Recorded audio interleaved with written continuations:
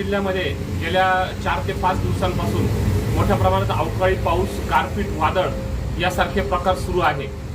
मुळात सध्याचा जे हंगाम आहे तो पीक काढणीचा हंगाम आहे। द्राक्ष असेल, कांदा असेल, गहू असेल, हरभरा असेल, या पिकांची काढणी बऱ्याच प्रमाणात शेतकऱ्यांची अजूनही बाकी आहे। बऱ्याच ठिकाणी द्राक्षाची काढणी चालू असताना या प्रकारचं वातावरण आल्यामुळे बाजारभाव कोसळून गेलेले आहेत। त्याचप्रमाणे द्राक्षाचं नुकसान झालं, गहू पीक शेतामध्ये आडवा पडला आहे, हरभऱ्याचं नुकसान झालं। कांद्याची काढणी चालू असताना आणि कांद्याच्या काढणीच्या अवस्थेमध्ये असा पाऊस पडणे हे कांदा पिकाला धोकादायक आहे। आमची कृषी विभागाला आणि महाराष्ट्र शासनाला विनंती आहे की नुकसानीचे पंचनामे नाशिक जिल्ह्यामध्ये झाले पाहिजे आणि शेतकऱ्यांना योग्य तो परतावा, नुकसान भरपाई ही त्यांच्या खात्यामध्ये वर्ग केली पाहिजे। त्याचप्रमाणे ज्या शेतकऱ्यांकडे पीक विमा असेल त्यांना पीक विम्याच्या माध्यमातून परतावा देणे आवश्यक आहे।